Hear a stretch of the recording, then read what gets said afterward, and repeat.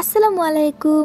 আশা করছি তোমরা অনেক ভালো আছো এবং সুস্থ আছো। আমি প্রথমেই সরি বলে নিচ্ছি আমার ভিডিও কোয়ালিটির জন্য।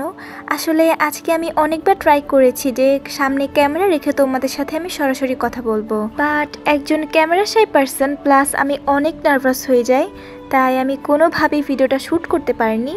তাই আমি আগের কিছু ক্লিপস অ্যান্ড আজকের কিছু ক্লিপস নিয়ে এই ভিডিওটা বানিয়েছি। যাই হোক, মূল ভিডিও শুরু করার আগে আমি আমার পরিচয় দিয়ে নিই। আমি সুবর্ণা, পড়ছি ক্লাস 12-এ এবং বর্তমানে পড়াশোনা করছি রাজুক উত্তরা মডেল কলেজে। তোমরা অনেকে চিনলেও চিনতে পারো। আসলে আমি কোনো টিচার নই, কিংবা আমি কোনো এক্সপার্ট নই, কিংবা আমার কোনো ভালো অ্যাচিভমেন্টও নেই। তবে তোমরা আমাকে অনেক ভালোবাসা দিয়েছো এবং আমার গত 2টা ভিডিও তোমরা অনেক পছন্দ করেছো। তো আমার মনে হলো যে না, তাহলে হয়তো বা আমার দ্বারাও কারো কিছু না কিছু উপকার হতে পারে। সেই চিন্তাধারা নিয়েই আমি আজকের ভিডিওটা বানিয়েছি। আমি 2023 সালে এসএসসি এক্সাম দিয়েছি এবং আমি তোমাদের 2 ব্যাচ সিনিয়র। তো যেহেতু আমি আমার এসএসসি এক্সাম পার করে এসেছি, তাই আমি এখন তোমাদের মনের অবস্থাটা বুঝতে পারছি তোমরা এখন কি ভাবছো। হ্যাঁ, এসএসসি তোমাদের জীবনে অনেক বড় একটি এক্সাম, তোমাদের 10 বছরের ফলাফল। মোস্ট প্রবাবলি এটা তোমাদের সেকেন্ড এক্সাম, হয়তোবা তোমরা পিএসসি পরীক্ষা দিয়েছো। হ্যাঁ, আমি জানি তোমাদের এখন অনেক প্রেশার লাগছে। অনেকে তো এখনো বুঝতেই পারছো না যে কোত্থেকে পড়া শুরু করবে। তোমাদের বাবা মা বসে আছে তোমার একটি ভালো রেজাল্টের অপেক্ষায়, এমনকি তোমার আত্মীয় স্বজন এবং তোমার বন্ধু বান্ধবরাও বসে আছে। কিন্তু তুমি কি করছো? তুমি এখনো পড়তে বসছো না এবং পড়ালেখা নিয়ে তুমি কোনো উৎসাহ পাচ্ছ না, তুমি পড়াশোনায় মনোযোগ দিতে পারছো না এবং তুমি বোর্ড এক্সাম নিয়ে খুব বেশি ভয় পাচ্ছ।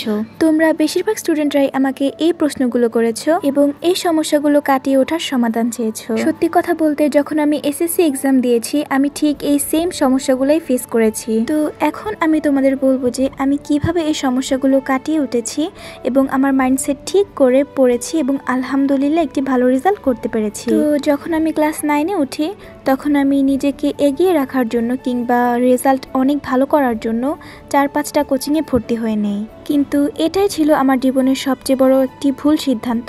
5 ঘন্টা স্কুল করার পর 5-6টা কোচিং করার পর যখন আমি বাসায় ফিরতাম, আমি একদমই টায়ার্ড হয়ে যেতাম। নতুন করে আবার বই নিয়ে কিছু পড়ার এনার্জি আমার মধ্যে থাকতো না, আর আমার কোনো সেলফ স্টাডিও হতো না।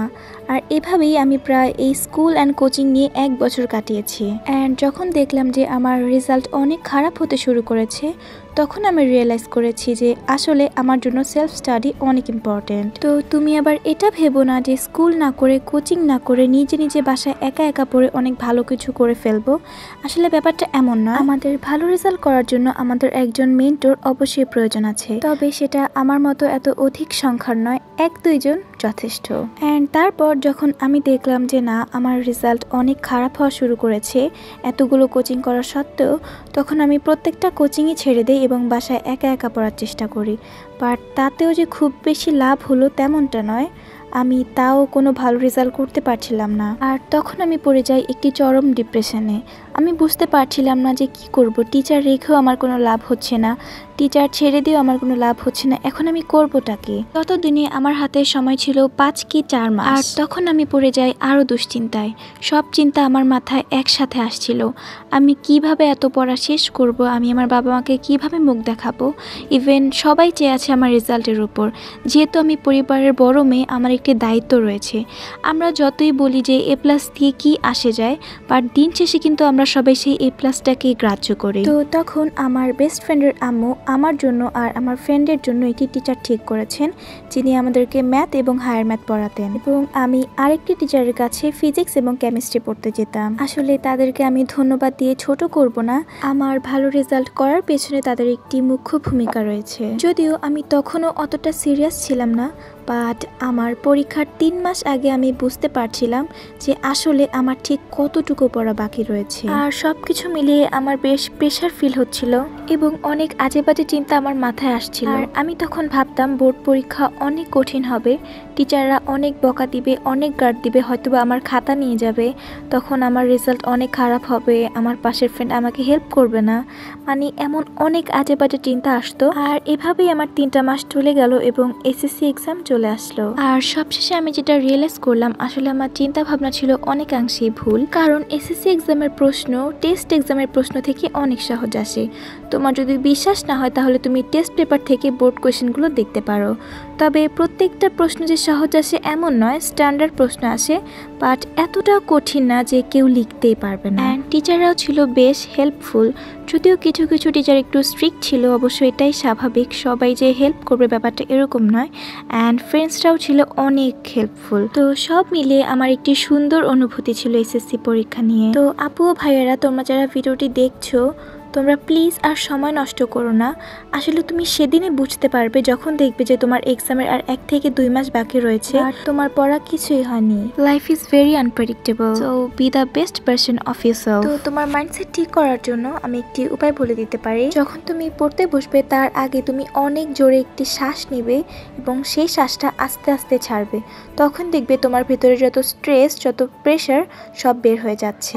তারপর যেটা করবে সেটা হচ্ছে কোনো একটি সূরা বা কোনো একটি মোটিভেশনাল গান শুনে তারপর তুমি পড়তে বসবে। আমি রিকমেন্ড করব তুমি কুন আন্তা নাশিদটি শুনতে পারো অথবা তুমি আনস্টপেবল গানটি শুনতে পারো, যেটা আমার ক্ষেত্রে বেশ কাজে লাগে। আর পড়তে বসার পর যখন তুমি কোনো কঠিন পড়া দেখবে তখন অবশ্যই মনে করবে না যে আমি পারবো না, তুমি অবশ্যই পারবে। Please be positive. আর আরেকটি কথা আমি ফ্রি মাইন্ডেই বলছি, তোমাদের যাদের গার্লফ্রেন্ড বা বয়ফ্রেন্ড রয়েছে তোমাদেরকেই বলছি, তোমরা প্লিজ এখন একটু কথা বলা কমিয়ে দাও কিংবা কথা বলাই বন্ধ করে দাও, কারণ এখন তোমাদের এক্সামের চেয়ে গুরুত্বপূর্ণ আর কিছুই নেই। এই যে এখন তুমি তার সাথে কথা বলে তোমার মূল্যবান সময়গুলো নষ্ট করছো, যখন তোমার রেজাল্ট খারাপ হবে তখন কিন্তু সেই তোমাকে বলবে যে তোমার রেজাল্ট কেন এত খারাপ হয়েছে। আর যে তোমাকে সত্যিকারের ভালোবাসে এবং তোমার ভালো চায় সে কখনোই তোমার স্বপ্ন পূরণে বাধা হয়ে দাঁড়াবে না। আশা করছি বাকিটা তোমরা নিজেরাই বুঝে নেবে। আর পড়তে বসার সময় তোমরা কখনোই সবচেয়ে কঠিন সাবজেক্টটা চুজ করে নেবে না, তাহলে প্রথমেই তোমার পড়ার প্রতি একটা বিরক্তি কাজ করবে।